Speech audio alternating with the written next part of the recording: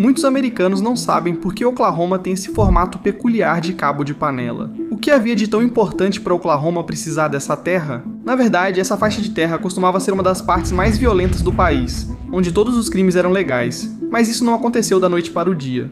As primeiras pessoas registradas vivendo nessa região do Cabo de Panela de Oklahoma foram os nativos americanos, especificamente aqueles das tribos Comanche, Kiowa e Cheyenne. Essas tribos viviam há muito nessa área, em harmonia com a terra e os búfalos das grandes planícies. Quando os europeus chegaram e avançaram para o oeste, infelizmente os nativos não tiveram chance. Em 1803, os Estados Unidos fizeram uma enorme compra de terras da França, conhecida como Compra da Louisiana. Essa aquisição de terras incluiu uma vasta área que acabaria estabelecendo a fronteira inicial de Oklahoma, e as fronteiras de muitos outros estados nessa região também começaram a se formar. O ato Kansas-Nebraska estabeleceu suas terras logo ao norte do paralelo 37, o que também mais tarde incluiu o Colorado para permanecer ao norte desse paralelo 37. A terra onde hoje fica a faixa de Oklahoma pertencia, na verdade, à República do Texas, que era um país independente estabelecido em 1836. Em 1845, o Texas estava vendo como os Estados Unidos eram ricos e prósperos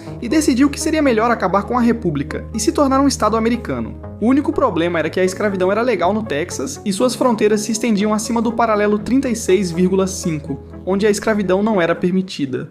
Quando o Compromisso do Missouri foi assinado em 1820, isso tornou a escravidão ilegal ao norte do paralelo 36,5 e legal ao sul dessa linha. Como o Texas se estendia acima dessa linha, eles teriam que decidir se iriam abrir mão de seus escravos ou perderiam a terra. O Texas considerou os escravos mais importantes do que a faixa de terra de 34 milhas e aceitou uma fronteira norte no paralelo de 36,5 graus. Isso deixou essa faixa de terra de 2 milhões de acres completamente sem dono, que mais tarde ficou conhecida como Terra de Ninguém.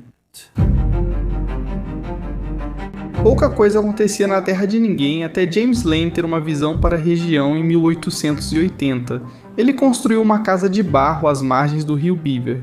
Depois ele montou um posto de troca e um hotel improvisado na casa de barro para atrair visitantes. Pecuaristas, comerciantes, fazendeiros e transportadores ouviram a notícia e foram à região do rio Beaver ver o que James construía.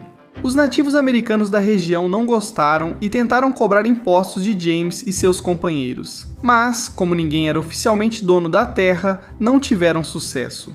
Em 1883, um correio foi estabelecido perto da casa de James com o nome de Beaver City, e em 1886, o comissário do Escritório de Terras dos Estados Unidos declarou que o Panhandle era terra pública, o que permitiu que outras pessoas começassem a chegar e construir. Isso causou um grande aumento de moradores em Beaver City e o surgimento de novos pequenos assentamentos.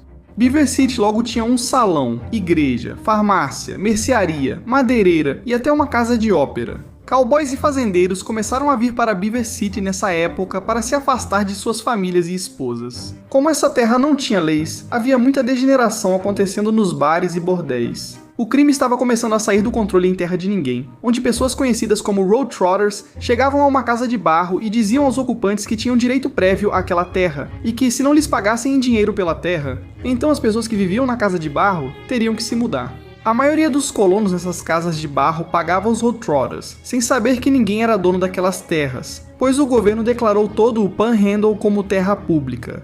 Ninguém era dono de nenhuma das casas que estavam sendo construídas e ninguém era dono de nenhuma daquelas terras, mas tudo isso logo precisaria mudar. Em 1889, os Estados Unidos decidiram realizar a chamada Corrida por Terras. Como a Terra de Ninguém ficou popular, os Estados Unidos decidiram que americanos deveriam ser donos dela, em vez de permitir que andarilhos passassem e roubassem o dinheiro de todos. Embora essa terra ainda não pertencesse a nenhum estado dos Estados Unidos, os Estados Unidos decidiram permitir que os americanos se alinhassem ao longo da fronteira da Terra de Ninguém. E então, em 18 de abril de 1889, essas pessoas alinhadas na fronteira poderiam correr para dentro e reivindicar 160 acres de terra, desde que acabassem vivendo nela por 5 anos ou mais. A Terra de Ninguém tinha 2 milhões de acres, então, teoricamente, havia 12.500 lotes disponíveis e prontos para serem reivindicados.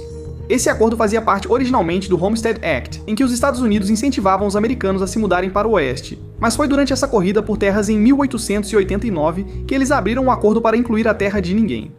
Grandes multidões se reuniam nas cidades fronteiriças do Kansas, como Arkansas City e Caldwell, próximas à ferrovia, aguardando o sinal para entrar na Terra de Ninguém. A princípio, o exército dos Estados Unidos monitoraria toda a corrida por terras.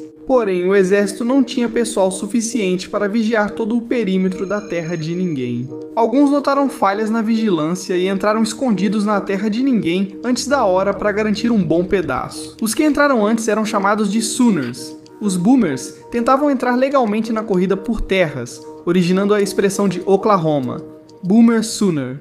Assim que o meio-dia se aproximou em 22 de abril, as cerca de 50 mil pessoas que cercavam a terra de ninguém finalmente puderam correr para dentro. O momento foi dramático, pois ao meio-dia sinais de largada foram dados em vários pontos de entrada. Em alguns casos, o sinal verde foi dado por um oficial militar disparando sua pistola, ou por seu trompetista soando a corneta, ou até mesmo em Fort Reno pelo estrondo do canhão. Todos tiveram o mesmo resultado, uma avalanche de carroças e cavaleiros avançando juntos em um instante de tirar o fôlego. As famílias que ficaram para trás na linha aplaudiam enquanto o marido ou pai fazia sua corrida desenfreada para reivindicar seus 160 acres. O marido ou pai imediatamente fincava uma estaca no terreno aberto mais próximo, com seu nome e localização, declarando aquela terra como sua. Alguns começavam imediatamente a fazer melhorias na terra, como cavar um poço ou arrumar toras para uma possível casa, enquanto outros corriam para o cartório de terras para registrar sua propriedade. Dos 12.500 lotes de terra previstos para serem ocupados, estima-se que 11.000 propriedades foram reivindicadas somente no dia 22 de abril. Agora, cidades estavam surgindo da noite para o dia, e não demorou muito para ficar claro que essa faixa de terra precisaria de algum tipo de governo para manter a lei e a ordem.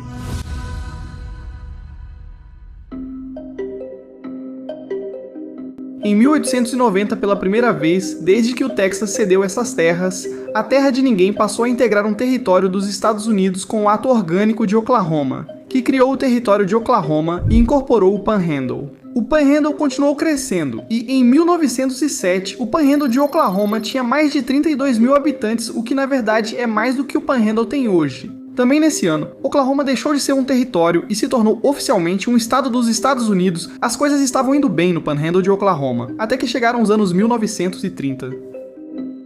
Enquanto o Panhandle de Oklahoma desenvolvia sua economia, fazendeiros aravam as terras no início dos anos 1900 para futuramente plantar suas colheitas. Com o arado, a terra deixou de ser pradaria com grama e virou solo pronto para cultivo. Na década de 1930, isso virou um grande problema quando a região enfrentou uma seca severa. Além de os fazendeiros não conseguirem plantar nenhuma cultura na terra recém-arada porque não estavam recebendo chuva, agora toda essa terra estava ficando extremamente seca e exposta ao vento. Toda vez que o vento soprava, essa terra subia no ar e criava enormes tempestades de poeira. Dizia-se que a terra do Colorado estava chegando até Washington DC. Os animais morriam por falta de alimento suficiente e o preço dos alimentos estava disparando. Sem plantações ou animais para vender, os fazendeiros das pradarias não tinham dinheiro para pagar os bancos e perderam fazendas e casas. Esse desastre, chamado Grande Tempestade de Poeira, destruiu boa parte da economia local. Hoje, o Panhandle de Oklahoma ainda existe, mas parece que a economia nunca se recuperou totalmente, considerando que em 2023 o Panhandle tem menos pessoas do que tinha em 1907, quando Oklahoma se tornou um estado pela primeira vez. A renda familiar média no Panhandle é de apenas $34 mil, o que é significativamente menor do que a renda familiar média dos Estados Unidos, que é de $74.580. A Terra é vazia, mas ainda há sinais físicos que mostram que ela já foi. Isso é semelhante à Califórnia, onde já existiu o maior lago dos Estados Unidos. Apesar de ter secado há milhares de anos, neste último inverno o lago voltou a se formar. E você pode descobrir o motivo neste vídeo.